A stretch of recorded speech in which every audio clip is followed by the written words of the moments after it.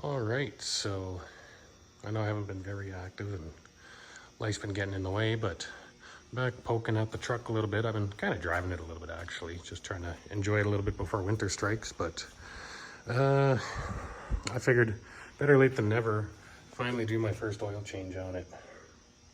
So, because this thing has probably had the same oil in it for about 20 years. I've only driven it like 200 kilometers, but yeah, I understand completely it's not ideal, but I'm not being hard on it. I'm just kind of driving it. So I wasn't overly concerned. It has oil, so that was the biggest thing. If it was out of oil, that'd be a different story. But no, today she gets an oil change.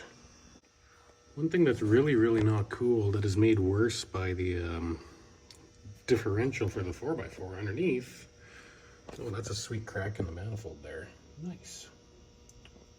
Maybe this thing will get headers one day. We'll see. But no, there's no access from the bottom or the wheel well, so I got to back this filter off and then get it down under the road draft and bring it out the front. Ignore my pinched off fuel line. The tank is kind of dirty right now. I need to pull it, and I know that. So what I've done is I've just been running it off a electric fuel pump that pulls fuel from a jerry can I keep in the cab. But no, I'm not looking forward to this hot filter, and I'm gonna crawl under and see if I can work it out. I already got it cracked. I had a long extension, 3/8 extension. I was able to push on and load it and work the filter without touching the manifold. So the filter's loose, it's going, so I just got to get under and spin it off now.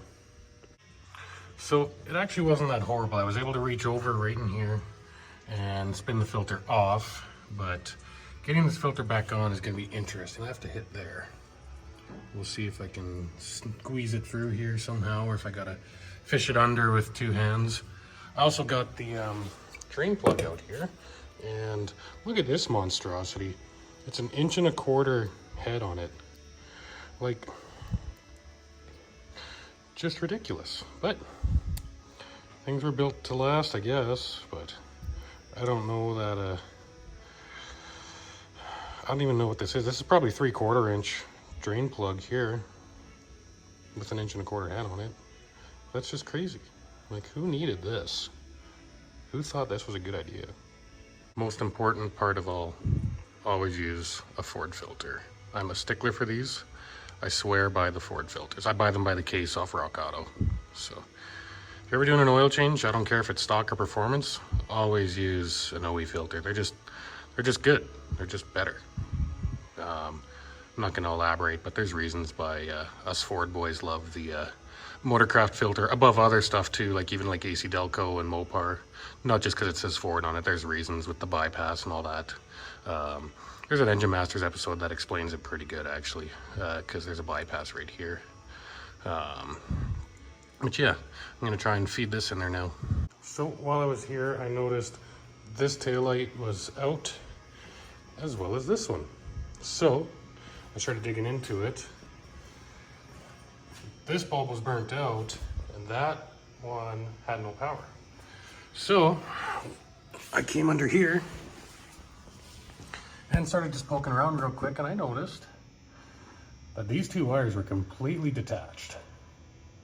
So these two wires coming out here are off the harness up to the front, and this greenish and blue one run out to the taillight. So easy to figure out. Two butt connectors and I'm back in action, and yeah, now I'm legit to drive on the road. I've got working lights again, so that's kind of sweet. I don't know how long I haven't had them, to be honest, but I have them again, so here we are. All right, I'll get a little video of me driving here and let you guys hear this thing.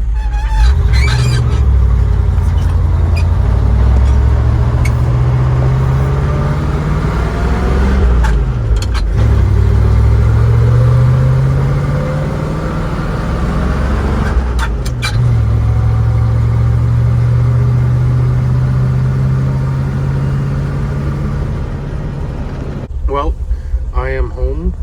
I just took this thing on the highway for the very first time. That was interesting. Ran great, no issues. other than it just screams on the highway, because I haven't gone to confirm it, but everything points towards about a 486 to 1 axle ratio. So with no overdrive, it's pretty hard on this poor thing. So I'm trying to avoid that, but